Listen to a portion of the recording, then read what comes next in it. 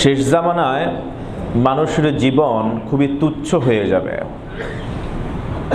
মানুষের জীবনের কোনো মূল্য থাকবে না। অকারণে, বিনা কারণে, বিনা প্রশ্নে, বিনা অপরাধে মানুষকে অকাতরে হত্যা করা হবে। কিয়ামতের অন্যতম আলামত। দেখুন না, খুব অতি সম্প্রতি যদি আমরা একটু খেয়াল করি, সালাত আদায় করত আবরার পাহাদ, তাকে পিটিয়ে হত্যা করা হয়েছে। দোষ ছিল সালাত আদায় করে, নামাজ পড়ে, কোনো একটা সংগঠনের সে কোনো কর্মী, এই জন্য তাকে হত্যা করা হয়েছে। এরপর এক প্লেট ভাতের জন্যে তোফাজ্জলকে হত্যা করা হয়েছে, মানুষের সামনে পিটিয়ে দফায় দফায়। আবার জিজ্ঞেস করা হয় খাবার কেমন হয়েছে, সে বলে মজা হয়েছে, ভালো হয়েছে। এরপর আবার পিটায়। কি পশুর মতো নির্যাতন করে তাকে হত্যা করা হয়েছে এক প্লেট খাবারের বিনিময়ে। মাত্র 250 টাকা এর বিনিময়ে এই ছোট্ট বাচ্চা মুনতাহাকে হত্যা করা হয়েছে। আপনারা জানেন, ফুটফুটে বাচ্চা। 250 টাকা দিয়ে তাকে টিউশন করতো, পড়াইতো। চুরির দায়ে, অপরাধে টিউশন বন্ধ করে দিয়েছে। সেদিন থেকে চক কষেছে কিভাবে তাকে হত্যা করা যায়। মা, মেয়ে, ইভেন নানি সহ সবাই একজোট বেঁধে 250 টাকা বন্ধ হয়ে গেছে মাসে। এই জন্য বদলা স্বরূপ ছোট্ট মুনতাহা নিষ্পাপ এই কন্যাটাকে হত্যা করা হয়েছে। মানুষের জীবন কত সহজ হয়ে গেছে, কত তুচ্ছ হয়ে গেছে, কত অমূল্য, মানে মূল্যহীন হয়ে গেছে। অকাতরে মানুষকে হত্যা করা হচ্ছে।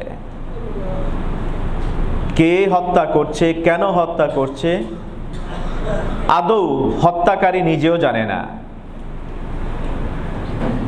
মানে আমাদেরকে আসলে একদিন না একদিন এই পৃথিবীর মায়া ছেড়ে চলে যেতে হবে, এটাই বাস্তব।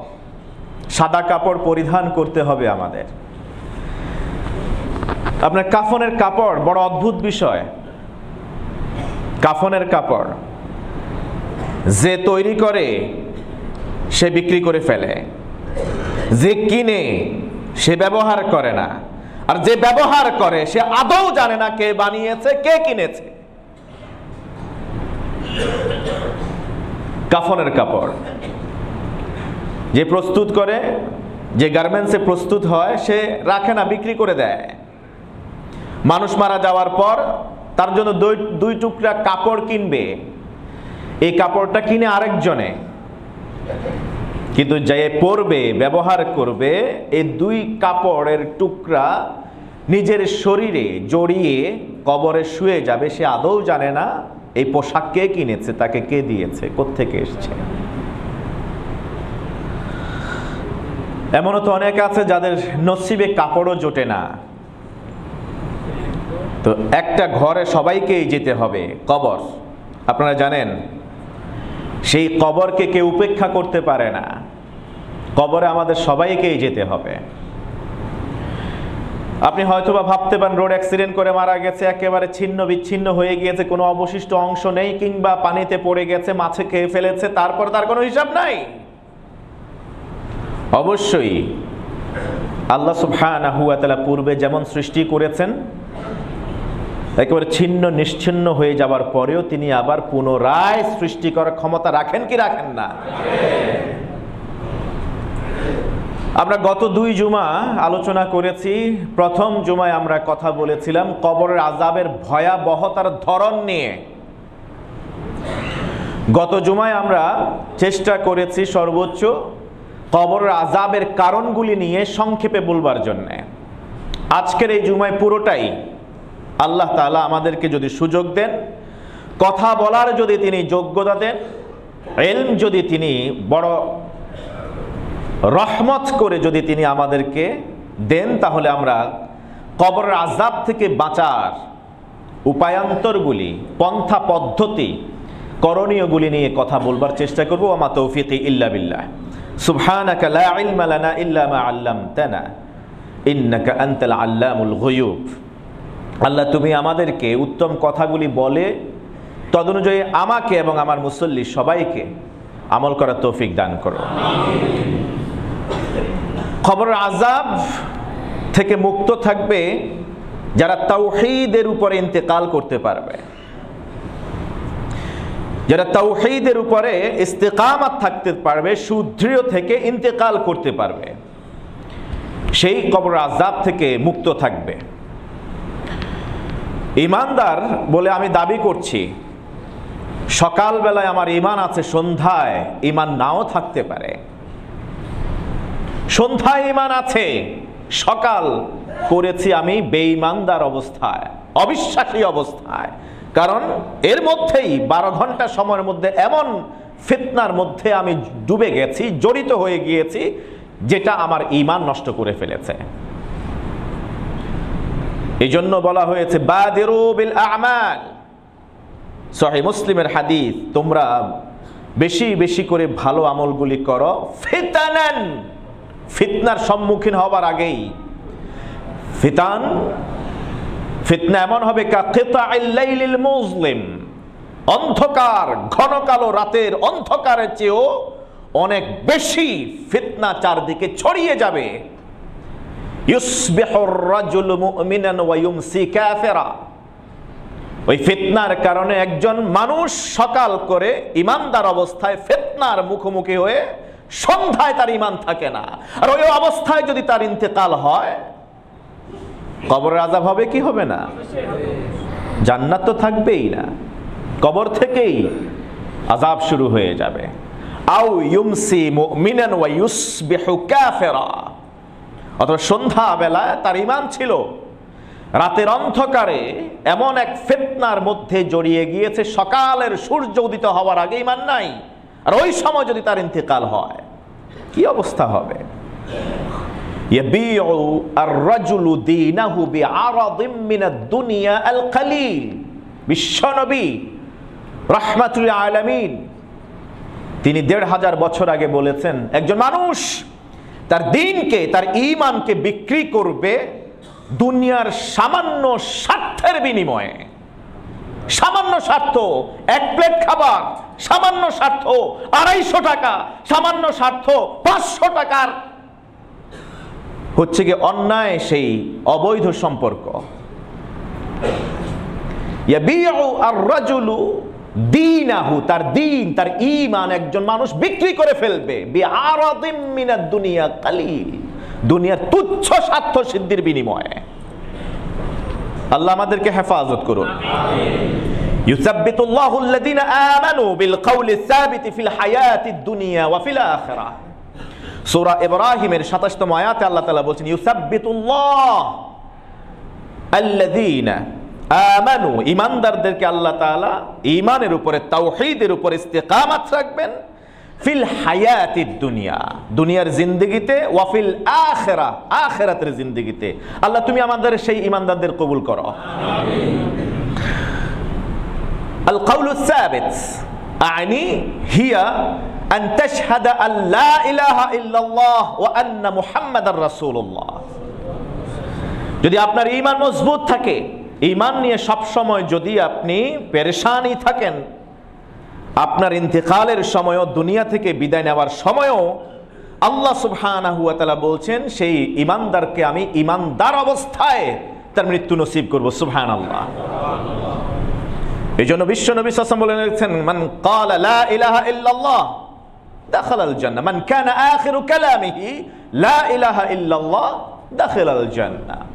যার জীবন থেকে বিয়োগের সময় সর্বশেষ উচ্চারিত কথা হবে তাওহীদের কালেমা লা ইলাহা ইল্লাল্লাহ, যাবে কোথায়?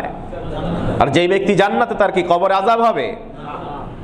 আল্লাহ আযাব থেকে হেফাজত করবেন। এই জন্য তাওহীদ এর চর্চা করা, আল্লাহকে এক বলে স্বীকার করা, আল্লাহর গুণাবলী মেনে নেওয়া, আল্লাহর মালিকানায় যা কিছু আছে তা অকপটে স্বীকার করা, বুঝে আসুক চাই বুঝে না আসুক, সামিআনা ওয়া আতা'না। আমাদের নীতি হবে শুনেছি তো মেনেছি, জেনেছি তো মেনেছি, এবার বুঝবো নাকি না বুঝবো, বুঝে আসুক চাই না আসুক, মানতেই হবে, তবেই তো আপনি মুসলিম। যদি আপনি না মানেন, আপনি ইসলাম ধর্ম অনুসরণ করেন না, মুসলিম না, প্রকৃত ঈমানদার না। লা ইলাহা ইল্লাল্লাহ প্রতিদিন অন্তত 100 বার পড়বেন। জাদ্দিদু ঈমানাকুম, বিশ্বনবী সাল্লাল্লাহু আলাইহি ওয়াসাল্লাম বললেন তোমরা তোমাদের ঈমানকে নবায়ন করো। কিভাবে নবায়ন করব? ইয়া রাসূলুল্লাহ, বিশ্বনবী সাল্লাল্লাহু আলাইহি ওয়াসাল্লাম বললেন কুলু লা ইলাহা ইল্লাল্লাহ, লা ইলাহা ইল্লাল্লাহ কালিমাতুত তাওহীদ, এটা উচ্চারণ করবে, পড়বে, তাহলে ঈমান নবায়ন হবে। সুবহানাল্লাহ। এবার ফিরে আসুন পূর্বের সহিহ মুসলিমের হাদিসের দিকে। সকালবেলা ঈমান, সন্ধ্যায় ঈমান নাই। সন্ধ্যায় ঈমানদার, সকালবেলায় কাফের। এই অবস্থা থেকে নিজেকে দ্বীনে ইলাহির উপরে, ইসলামের উপরে, ঈমানের উপরে সাবেত, অটল, অবিচল রাখবার জন্য প্রতিদিন অন্তত পক্ষে দিবসে রাতে 100 বার লা ইলাহা ইল্লাল্লাহ এটা পড়বেন। ঈমান নবায়ন হবে যদি ঈমান চলে যায়, ঈমান রিনিউয়াল হবে যদি এক্সপায়ার্ড হয়ে যায়। পারবো তো ইনশাআল্লাহ? ঈমান অবস্থায় ইন্তেকাল করলে কবরে আযাব হবে না। দ্বিতীয় আমল, আল ইস্তিকামাতু আলা তাআতিল্লাহ, আল্লাহর আনুগত্যের উপরে অবিচল থাকা। আপনি যে ইবাদত করেন সেই ইবাদত কম হলেও কন্টিনিউ করা। দিনে মাত্র 5 ওয়াক্ত ফরজ সালাত আদায় করেন, 2 4 4 3 4, এর বেশি আর কিছু করেন না। শেষ সাথে 3 রাকাত ওয়েতের পড়েন।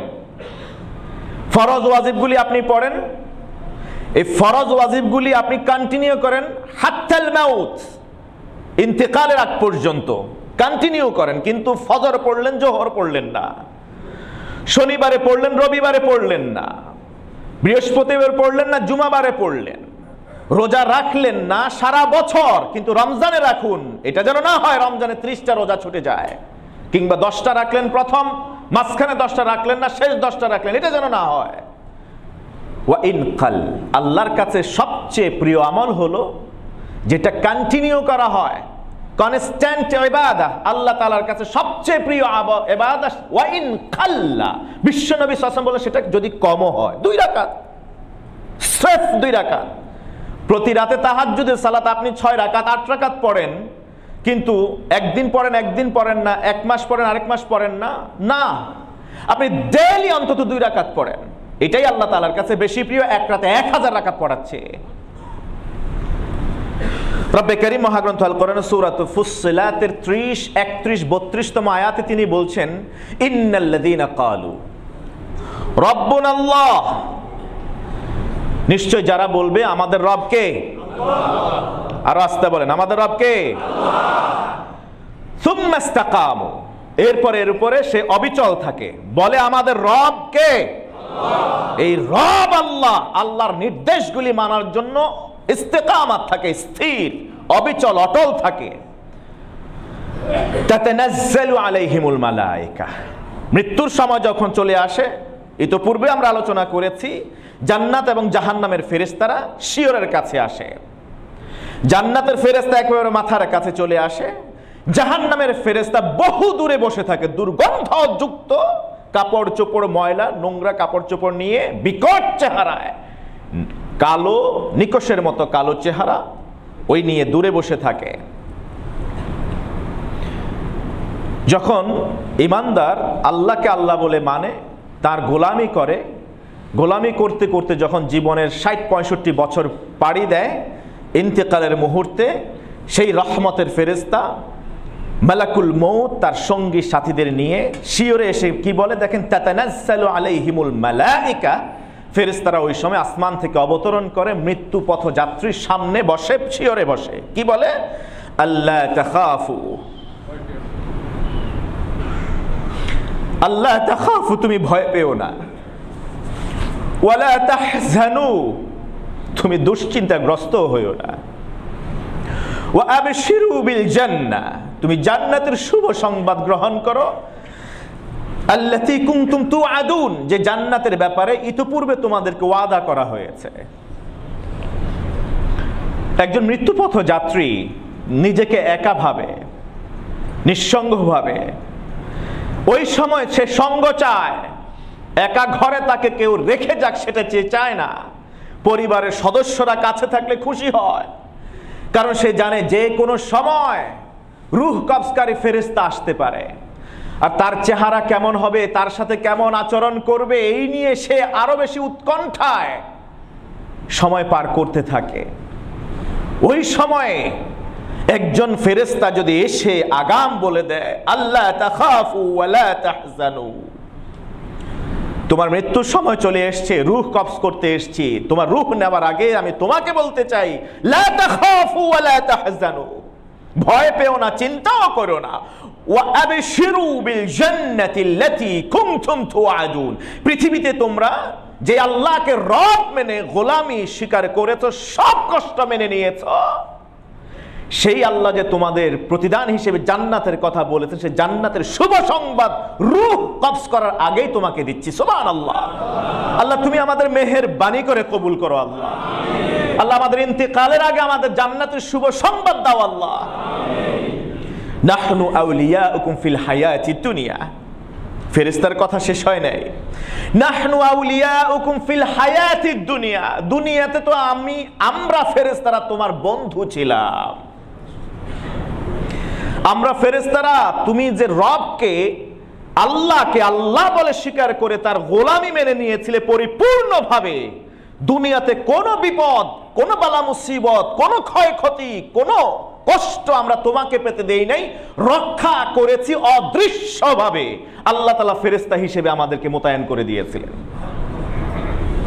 হাদিসে এসেছে, সহিহ হাদিস, ইমানদার যখন ঘুমোতে যায়, বিছানা যখন বিশ্ব নবী সাল্লাল্লাহু আলাইহি ওয়াসাল্লামের মতো করে টান টান করে বিছায়া দেয়, ওযু করে ডান কাত হয়ে ঘুমের দোয়া পড়ে যখন শোয়, আরশে আজিমের মালিক সারা রাত ওই বান্দার ঘুমন্ত ব্যক্তির পাহারায় ফেরেশতা নিয়োজিত করে রাখে।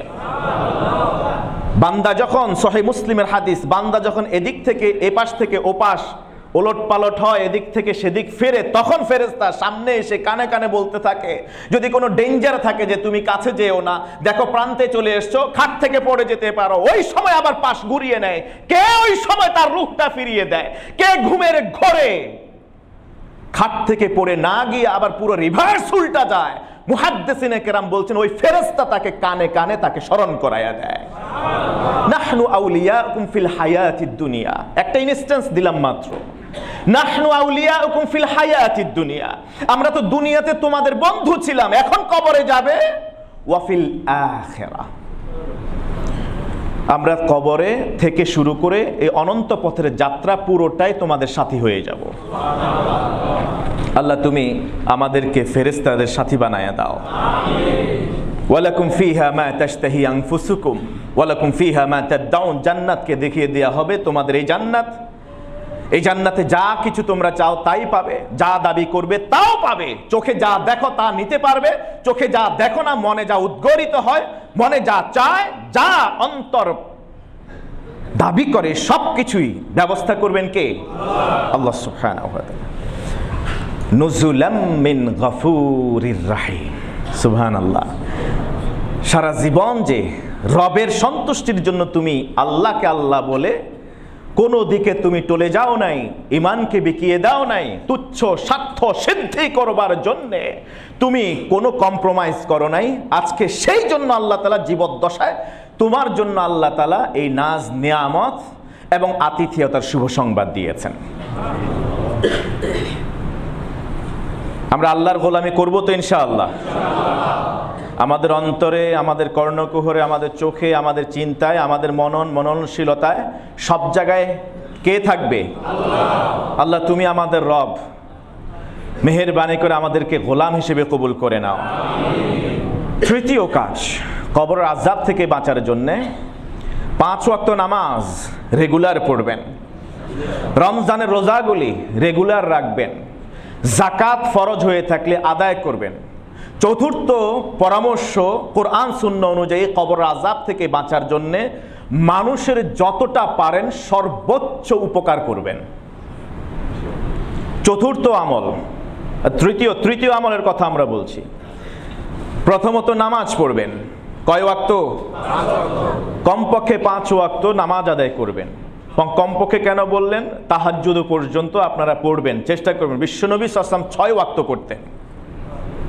তাহাজ্জুদকে ফরজের মতো করে, আগে তো ফরজ হওয়ার আগে, 5 ওয়াক্ত হওয়ার আগে তিনি তাহাজ্জুদ ফরজ হিসেবে পড়তেন। যখন 5 ওয়াক্ত সালাত আল্লাহ ফরজ করে দিলেন, তখন ফাতাহাজ্জাদ বিহি নাফিলাতাল লাক, আল্লাহ তাআলা কোরআনে নবীকে জানিয়ে দিলেন তাহাজ্জুদ পড়ুন, এটা এখন আপনার জন্য এখন থেকে এটা নফল হবে। 5 ওয়াক্ত সালাত আদায় করবেন। রমজানের রোজাগুলি একটাও ছাড়বেন না, রাখবেন। যাকাত ফরজ হলে যাকাত হকদারের কাছে পৌঁছিয়ে দিবেন। আর মানুষের যতটা পারা যায় সর্বোচ্চ সহযোগিতা পরোপকার সাধন করবেন। তাহলে কবর আযাব, যদি আপনি মুহাক্কিক হন, কবর আযাবের আযাব কবরে আপনার পর্যন্ত পৌঁছতে পারবে না। হাদিস সহিহ সূত্রে আত-তারগীব ওয়াত তারহিব নামক গ্রন্থে উদ্ধৃত হয়েছে 3561তম হাদিস। নবীজি সাল্লাল্লাহু আলাইহি ওয়াসাল্লাম বলছেন, যখন ইন্নাল মাইয়িতা ইযা উযিআ ফি কবরি, মৃত ব্যক্তিকে যখন কবরে শুইয়ে দেয়া হয়, দাফন করার পরে সব আনুষ্ঠানিকতা শেষ করে সর্বশেষ ব্যক্তি চলে যাওয়ার 40 কদম পার হলে তখনই কবরে ফেরেশতারা আসেন। যদি সেই মৃত দাফনকৃত ব্যক্তি যদি ঈমানদার হয়, কানাতিস সালাতু ইনদা রাসি, 5 ওয়াক্ত নামাজের যে কথা বললাম, এই নামাজগুলি মানুষের বেশে, ফেরেশতার বেশে সঙ্গী সাথী হয়ে মৃত ব্যক্তির মাথার পাশে এসে সিকিউরিটি গার্ড বনে যাবে। ওয়া কানাতিজ যাকাতু আন শিমালি, যাকাত আদায় করনেওয়ালা তাদের এই যাকাত এসে বাম পাশে সিকিউরিটি অর্থাৎ নিরাপত্তা প্রহরী হিসেবে দাঁড়িয়ে যাবে। ওয়া কানা সিয়ামু আন ইয়ামিনি, রোজা তার ডান পাশে এসে দাঁড়াবে। আর ওই যে পরোপকার, মানুষের কল্যাণ সাধন, সর্বোচ্চ নেক আমল, এই আমলগুলি সুন্দর ব্যবহার থেকে শুরু করে সাদাকা, নফল সাদাকা, মানুষের সাথে ভালো আচরণ, মানুষের বোঝা বহন করা, অন্যকে সহযোগিতা করা, ভালো পরামর্শ দেয়া, অন্য মানুষ যে মুস্তাহিক তার জন্য ভালো সুপারিশ করা ইত্যাকার বিষয়গুলি যারা করবে, অর্থাৎ সমাজের কল্যাণে যারা করবে, দেশের কল্যাণে যারা কাজ করবে, এই কাজগুলি, নেক আমলগুলি পায়ের কাছে এসে পাহারাদার বনে যাবে। ডান পাশ থেকে আযাব আসতে থাকবে, বাম পাশ থেকে আযাব আসতে চাইবে, মাথা এবং পায়ের দিক থেকে আযাব আসতে চাইবে। ওই যে সালাত, সিয়াম, যাকাত আর নেক আমলগুলি ওই আযাবকে কবরে ঢুকতে দেবে না। সুবহানাল্লাহ। কবরের আযাব থেকে বাঁচার জন্য বডিগার্ড কবরে আল্লাহ তাআলা এই দুনিয়ায় করে যাওয়া আমলের বিনিময়ে আপনার প্রহরা, আপনার পাহারাদার আল্লাহ তাআলা কবর জগতে দিয়ে দেবেন। নামাজের বাস্তব রূপ সে কবরে নিজের অজান্তেই প্রমাণ দিবে।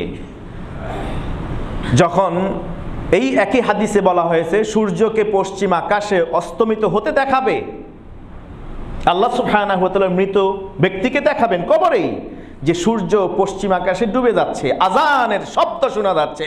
তখন তাকে প্রশ্ন করা হবে, এই দৃশ্যটা তো তুমি পৃথিবীতেও দেখেছো, অতএব এখন তো কবর জগতে এসছো, তোমার সাথে কিছু কথা আছে।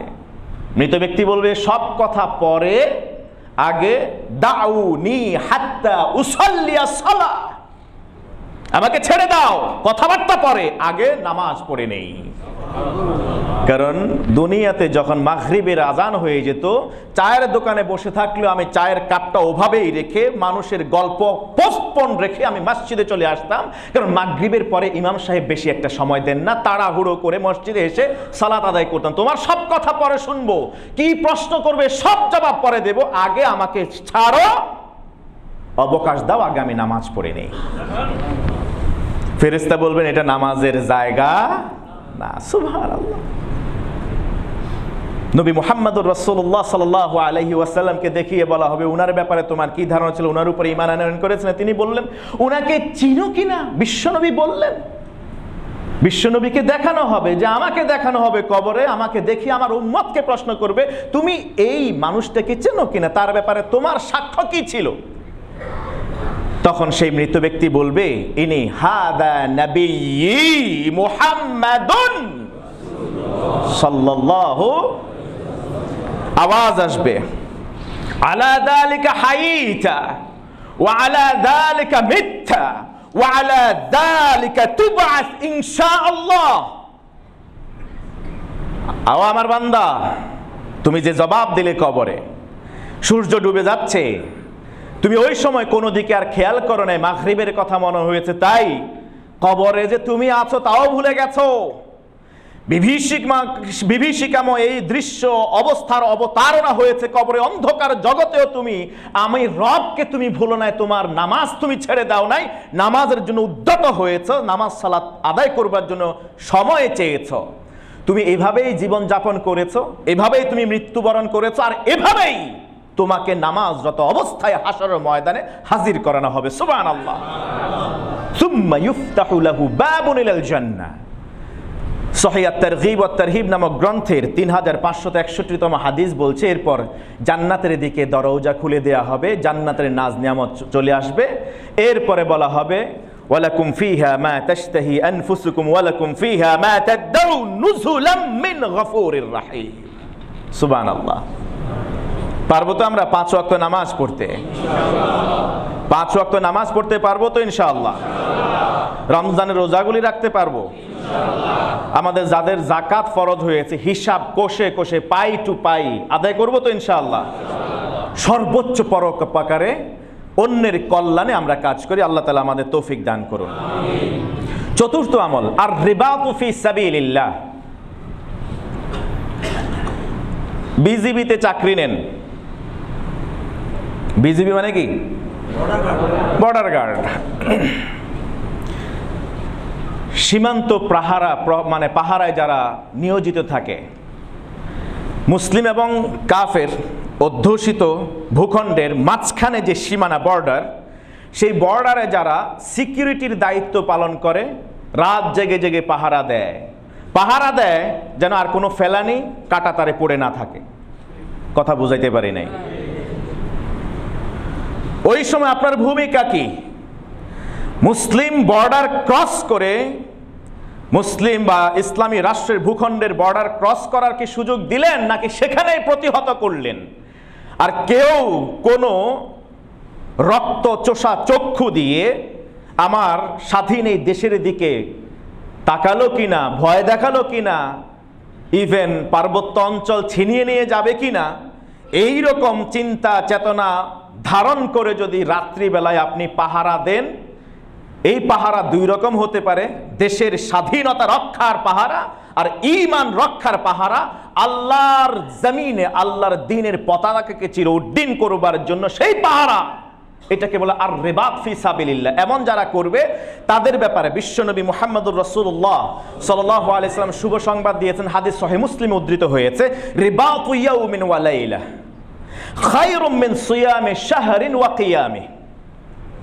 যারা এরকম বর্ডার গার্ড, সীমান্ত প্রহরী, সীমান্ত পাহারায় নিয়োজিত ব্যক্তি, এমন ইমানদারদের এক রাত 24 ঘন্টা, ইয়াউমিন ওয়া লাইলা, একদিন এক রাত 24 ঘন্টা পাহারায় নিয়োজিত থাকা, টানা 1 মাস সিয়াম এবং কিয়াম করার চেয়ে অনেক বেশি কল্যাণকর। 1 মাস 24 ঘন্টা কেউ যদি পাহারায় থাকে, 1 মাস টানা সিয়াম, টানা কিয়াম করা, অর্থাৎ সালাত আদায় করা দিনে রাতে, এর সওয়াব দিবেন আল্লাহ তাআলা। ইভেন সে যদি ওই অবস্থায় মারা যায়, সব আমলের দরজা বন্ধ হয়ে যায়, কিন্তু তার আমলের দরজা বন্ধ হয় না। তার আমলের প্রতিদান কি? 1 দিন বা 24 ঘন্টার ইকুইভ্যালেন্ট টু 1 মাস সিয়াম কিয়াম। এই ইবাদতের আমল আল্লাহ তাআলা কিয়ামত পর্যন্ত তার আমল নামায় লিখতে থাকেন, অথচ সে দুনিয়া থেকে চলে যায়। হাদিস সহিহ মুসলিমের। এই জন্য নবীজি সাল্লাল্লাহু আলাইহি ওয়াসাল্লাম বলেছেন, হাদিস তিরমিজি, আবু দাউদ, মুসনাদে আহমদ, হাসান সূত্রে বর্ণিত এই হাদিস। এই হাদিসে বলা হয়েছে, ওয়া ইউআম্মানু মিন ফিতনাতিল কবর।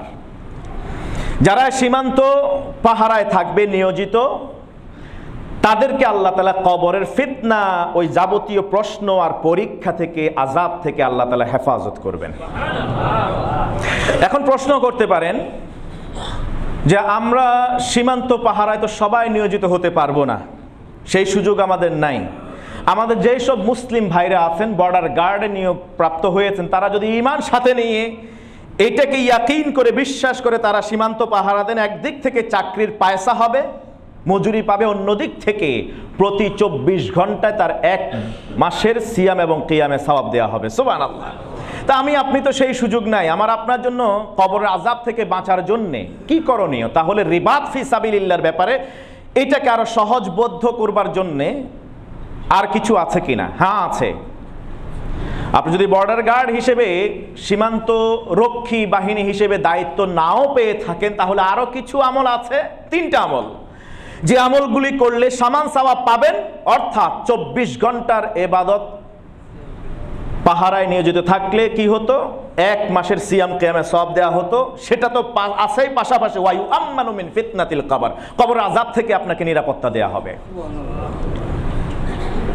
হাদিস সহিহ মুসলিমের 251তম হাদিস, নবীজি সাল্লাল্লাহু আলাইহি ওয়াসাল্লাম বলছেন, আলা আদুল্লুকুম আলা মা ইয়ামহুল্লাহু বিহিল খাতায়া ওয়া ইয়ারফাউ বিহিদ দারাজাত। এই শোনো আমার সাহাবীরা, আমার উম্মতেরা, আলা আদুল্লুকুম আলা মা ইয়ামহুল্লাহু বিহিল খাতায়া, আমি কি তোমাদেরকে এমন কিছু আমলের কথা বলে দেব না যা করলে জীবনের সব গুনাহ ক্ষমা করবেন কে? আল্লাহ। ওয়া ইয়ারফাউ বিহিদ দারাজাত, তোমার দারাজাত, সম্মান, মর্যাদা এই পৃথিবীতে পরকালে বাড়িয়ে দেবেন কে? আল্লাহ। সাহাবীরা বললেন, বালা ইয়া রাসূলুল্লাহ, অবভিয়াসলি, হ্যাঁ ইয়া রাসূলুল্লাহ, কেন না? কালক্ষেপণ না করে আমাদেরকে বলুন, জানতে দিন, আমল করতে দিন। নবীজি 3টি আমলের কথা বলেন। ইসবাগুল wudu আলাল মাকারিহ, কষ্ট হলেও পূর্ণাঙ্গ ওযু করা, অসুস্থ ওযু করতে কষ্ট, শীতকাল ঠান্ডা পানিতে ওযু করতে কষ্ট, আপনি যদি পরিপূর্ণভাবে কষ্ট ত্যাগ স্বীকার করেও যদি পরিপূর্ণ ওযু করেন। 2 ওয়া কাসরাতুল খুতা ইলাল মাসাজিদ, মসজিদে জামাতে অংশগ্রহণ করবার জন্য বেশি বেশি আগমন গমন করা, আসা যাওয়া করা। কাসরাতুল খুতা, বেশি বেশি পা ফেলায় জমিনে মসজিদে জামাতে অংশ নেবার জন্য। ওয়া ইন্তিজারুস সালাতি বা'দাস সালাহ, এক নামাজ আদায় করার পর মসজিদে বসে থাকা। অথবা এর 2টি ব্যাখ্যা, যেমন ধরুন যারা মক্কাতুল মুকাররমায় যান, মদিনাতুল মুনাওয়ারায় ওমরা হজ করতে যান, তারা খেয়াল করে দেখবেন ওই দেশে আউয়াল ওয়াক্তে সালাত হয়ে যায়, যেমন 12টা 20-এর দিকে আজান হয়ে যায় জোহরের, এরপরে কি বলা হয়, হ্যাঁ আধা ঘন্টা সর্বোচ্চ যদি কোনোদিন বিলম্ব হয়। ওনারা তো আর আমাদের মতো ইমামরা একদম কাটা প্রতিদিন 1:15 নামাজ পড়েন না। আমাদের তো এখানে 1:15 জামাত হয়, প্রত্যেক দিন 1:15 মানে 1:15, এটা ধরেন না কিয়ামত অনুষ্ঠিত হওয়ার আগে এরকমই হবে হয়তো। আর 1 মিনিট এদিক সেদিক হলে তো ওই দিন খবর আছে হুজুরের। ওইখানে ওইটা না, ওইটা না, ওইখানে আজান হয়ে যাবে সময় মতো, একদম আউয়াল ওয়াক্তে আজান হয়ে যায়। আজান হওয়ার পরে ইমামের মর্জি, ইমাম যখন আসেন তখন সালাত হয়। আমার অভিজ্ঞতা দেখেছি, এই সফরের অভিজ্ঞতা দেখেছি, ইমাম সর্বোচ্চ দেরি করলে আধা ঘন্টা দেরি করেন, সর্বোচ্চ। কখনো কখনো 5-7 মিনিট পরেও দাঁড়ায় যায়। এই জন্য বাঙালিরা মাঝে মাঝে গিয়ে ওইখানে বিপদে পড়ে যায়। আজান হয়েছে মাত্র, তো আরো তো আধা ঘন্টা আছে, একটু পরে ধরে যায় না, যাইয়া দেখে যে নামাজ তো শেষই, এখন ওইখানে তার আলাদা করে কেউ নামাজ পড়ে না, ওটা দেখে না, তখন আর কি। ইন্তিজারুস সালাতি বা'দাস সালাহ, ওইখানে যাওয়ার পরে কি হয়, আসরের নামাজ পড়ার পরে কিছুক্ষণ পরে মাগরিবের আজান হয়ে যায়, মাগরিবের পরে এশার নামাজের আজান, অল্প সময়ের মধ্যেই, মাঝখানে অল্প কিছু সময় ব্যবধান, আউয়াল ওয়াক্তে যেহেতু হয়ে যায়। এই জন্য হাজী সাহেবরা সেখানে গিয়ে আসর মাগরিব এশা একসাথে পড়ে শেষ করে তারপরে বাসায় ফিরে আসে। এই যে ইন্তিজারুস সালাতি বা'দাস সালাহ, এক নামাজ আদায় করার পর আরেক নামাজের জন্য অবস্থান নেওয়া মসজিদে, কিংবা আপনি আপনার কর্মক্ষেত্রে গেলেন, সেখান থেকে অপেক্ষার প্রহর গুনলেন কখন আবার আজান হয়, তার আগেই মসজিদে এসে হাজির হওয়া। সুবহানাল্লাহ। নবীজি 3 বার বলেন, ফাযালিকুমুর রিবাত, ফাযালিকুমুর রিবাত, ফাযালিকুমুর রিবাত। এই 3টা কাজই হলো রিবাত। যারা বর্ডার গার্ড, সীমান্ত রক্ষী বাহিনী হিসেবে ওই ফজিলত পাবে না, তারা এই 3টা কাজ করলে সেই সওয়াব পাবে, কবর আযাব থেকে মুক্ত থাকবে। এটা হলো গবেষণালব্ধ কথা, এবং গবেষণালব্ধ হলো এটা কমন সেন্সের কথা নয়, কোরআন এবং সুন্নাহ অনুযায়ী প্রমাণিত। আমি এতক্ষণ যা বললাম সহিহ হাদিস থেকে বলেছি, সহিহ মুসলিমের হাদিস 251তম হাদিস, বাসায় গিয়ে ভালো করে স্টাডি করতে পারেন। তাহলে কবরের আযাব থেকে বাঁচার আরেকটা আমল আমরা বললাম বর্ডার গার্ড হিসেবে। বর্ডার গার্ড মানে হলো কাফের এবং বিশ্বাসী এবং অবিশ্বাসীদের সীমানায় পাহারায় নিযুক্ত থাকা। আর যদি সেই সুযোগ আপনার না হয়, 3টা আমল করবেন। একটা হলো শীতকাল সামনে আসতেছে, অসুস্থ বা কষ্ট, ঠান্ডা পানি হলো পরিপূর্ণ ওযু করা, মসজিদে বেশি বেশি আনাগোনা করা, আসা যাওয়া করা, এবং লাস্টটা কি, 1 ওয়াক্ত নামাজের পর, 3 ওয়াক্ত না, 1 ওয়াক্তের পর আর 1 ওয়াক্তের জন্য অপেক্ষা করে। এটা শুধু 3 ওয়াক্ত না, 5 ওয়াক্তের জন্যই প্রযোজ্য। পঞ্চম যে আমল সেটা হলো আশ-শাহাদাতু ফি সাবিলিল্লাহ। এটা কঠিন, তবে ইমানদার, সাচ্চা তাজা ইমানদারের জন্য সবচেয়ে সহজ। সুবহানাল্লাহ।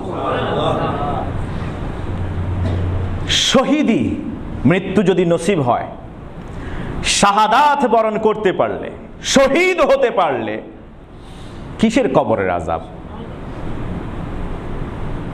প্রথম রক্তের ফোঁটা মাটিতে পড়ার আগেই জীবনের সব গুনাহ ক্ষমা। হাদিস সহিহ, তিরমিজি, ইবনে মাজাহ, মুসনাদে আহমদ। ওয়া ইউজারু মিন আযাবিল কবর, কবরের আযাব থেকে তাকে আগেই পরিত্রাণ দেয়া হয়। ওয়া ইউরা মাকআদাহু মিনাল জান্নাহ, জান্নাতের জায়গা, তার ঘর, বালাখানা জীবদ্দশায় অর্থাৎ শহীদ হওয়ার আগেই তাকে দেখিয়ে দেয়া হয়। ওয়া ইয়ামানু মিনাল ফাজইল আকবার, শহীদকে কিয়ামতের বিভীষিকাময় দৃশ্য আল্লাহ তাআলা মুখোমুখি করেন না। ওয়া ইউদাউ আলা রাসিহি তাজুল ওয়াকার, একটা মর্যাদার একটা ক্রাউন আল্লাহ তাআলা মাথায় পরিয়ে দেন, তার টুপি পরিয়ে দিবেন হাসরের ময়দানে।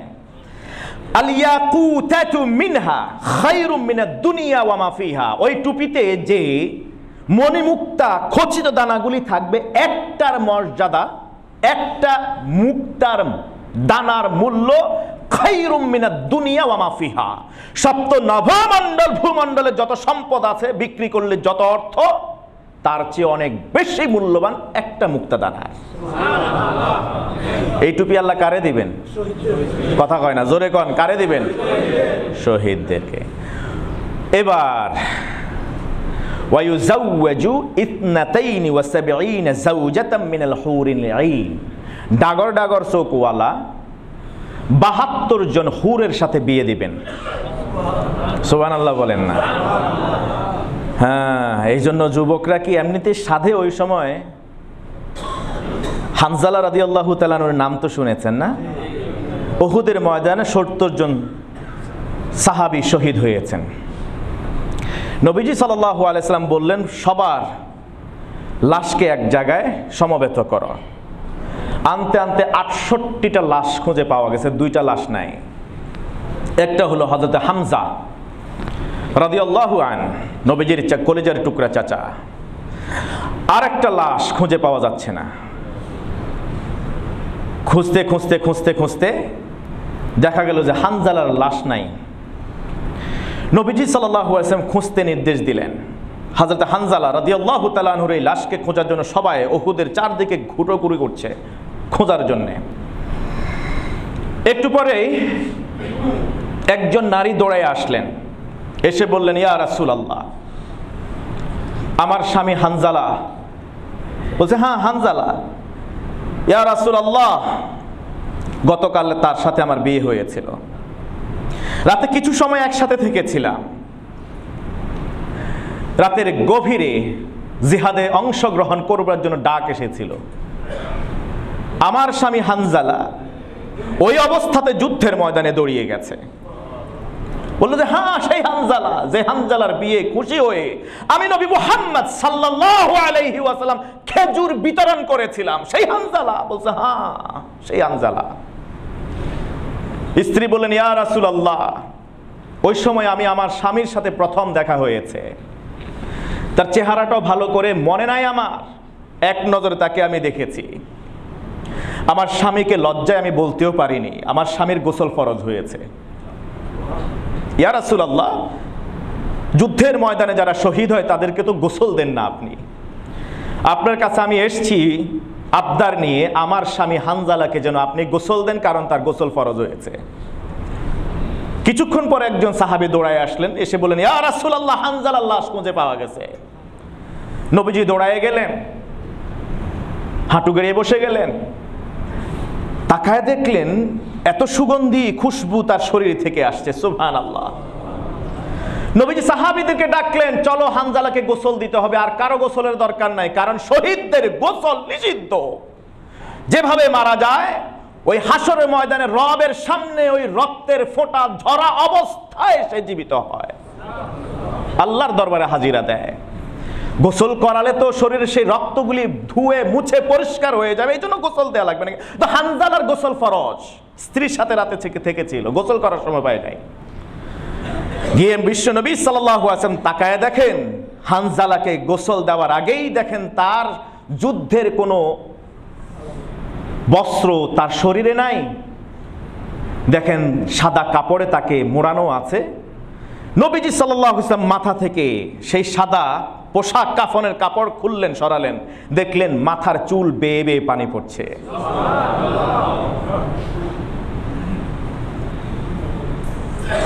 হানজালাকে গোসল দিয়েছিল ফেরেশতারা।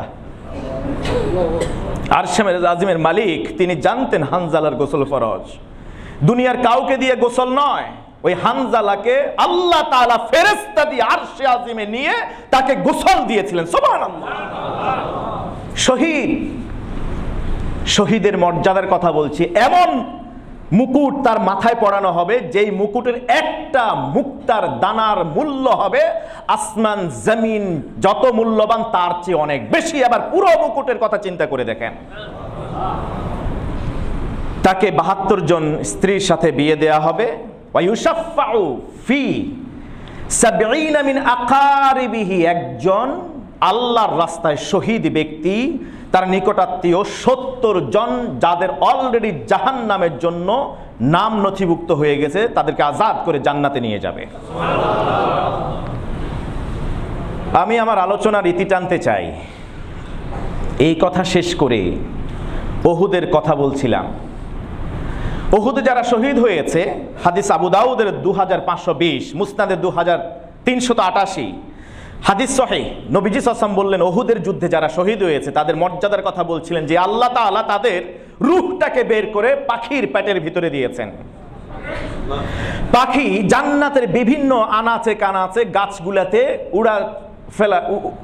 উড়াউড়ি করছে, এই দিক থেকে সেদিক, এই ঢাল থেকে ওই ঢালে সে ঘোরাঘুরি করছে।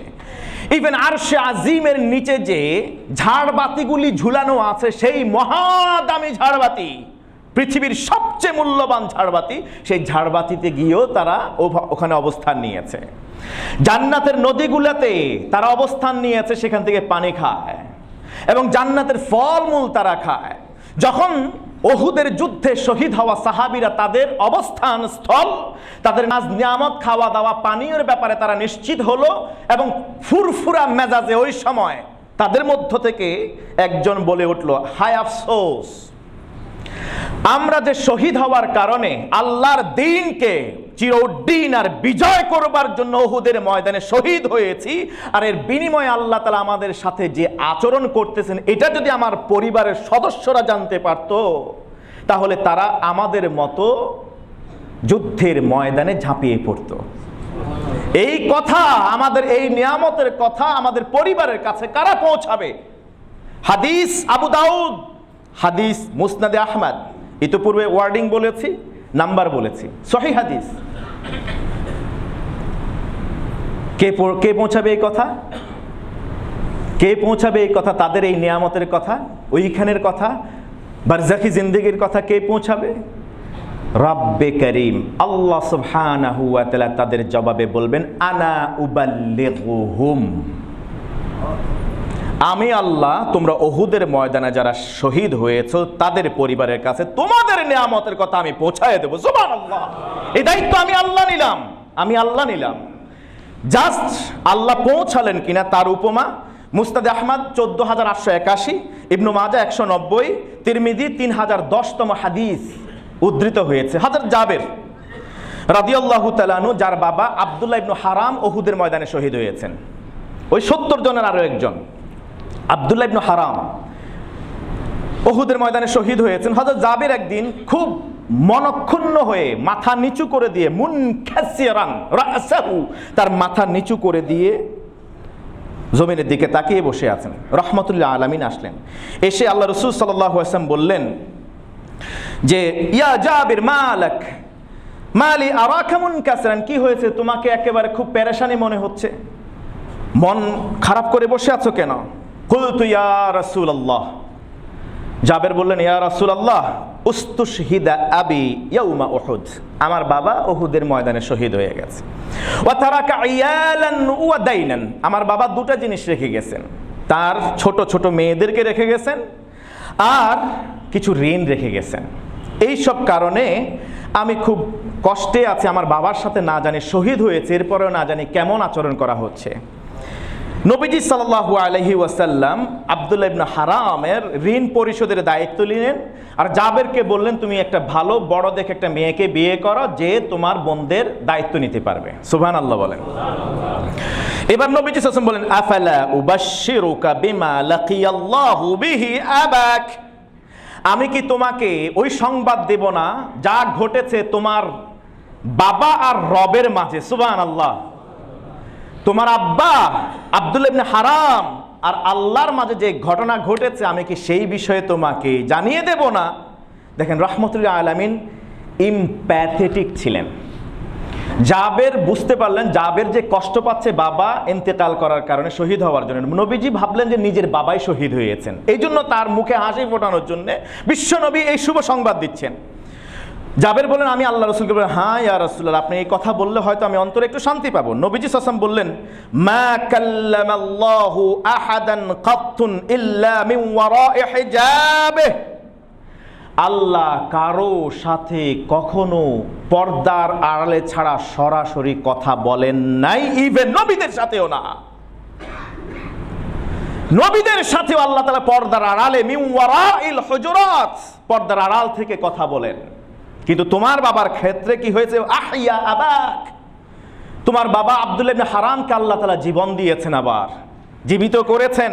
ফাকাল্লামাহু কিফাহান, কোন অনুবাদকারী ছাড়া কারো ভায়া ছাড়া আল্লাহ তাআলা সরাসরি তোমার বাবা আব্দুল্লাহ ইবনে হারামের সাথে কথা বলেছেন। তোমার আব্বার সাথে আল্লাহ প্রথম কারো সাথে কথা বলেছেন সরাসরি।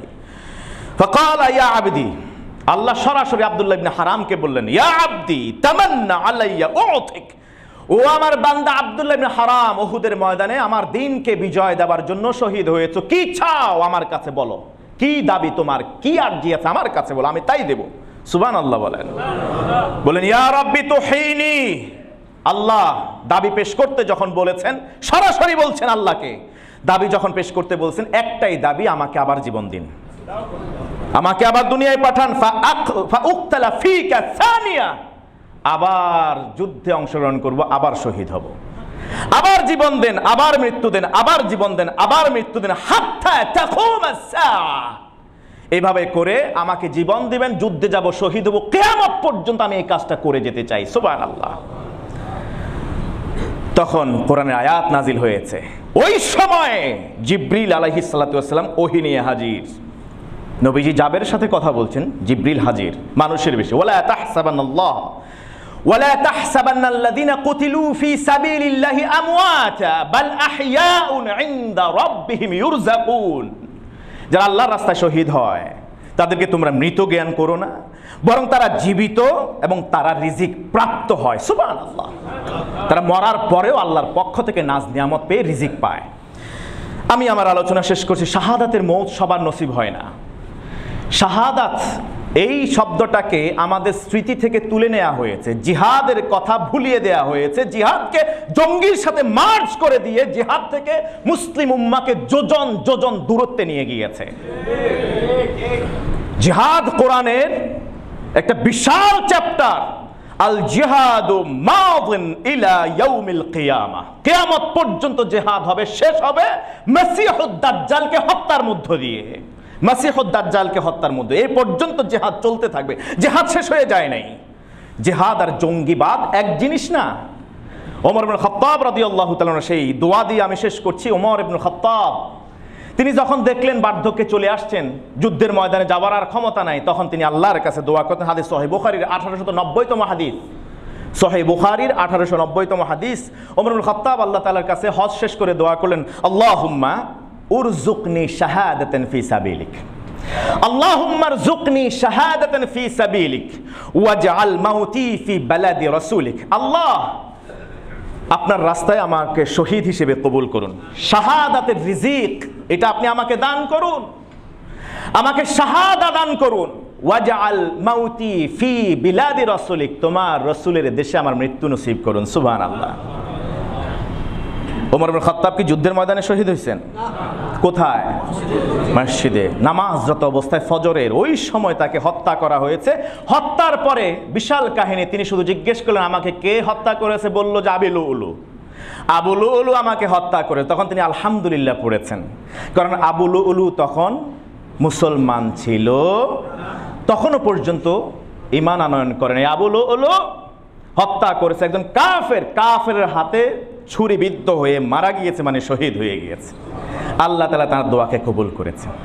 এই জন্য শাহাদাতের মর্যাদা পাওয়ার জন্য সেই হয়তোবা অবস্থান, সেই সুযোগ আমার আপনার আসবে না, কিন্তু নবীজি সাল্লাল্লাহু আলাইহি ওয়াসাল্লাম বললেন সেই সুযোগ যদি নাও আসে, ঈমানদার উম্মতেরা তোমরা নিরাশ হইও না, তোমরা শাহাদাতের মৃত্যু কামনা করো, শাহাদাতের তামান্না পেশ করো আমি আল্লাহ তাআলার কাছে, আমার রব।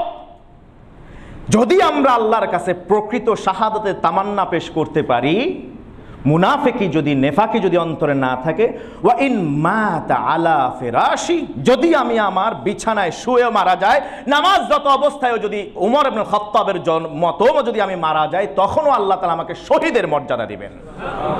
আল্লাহুম্মা রযুকনি শাহাদাতান ফি সাবিলিক, আমিন বলুন।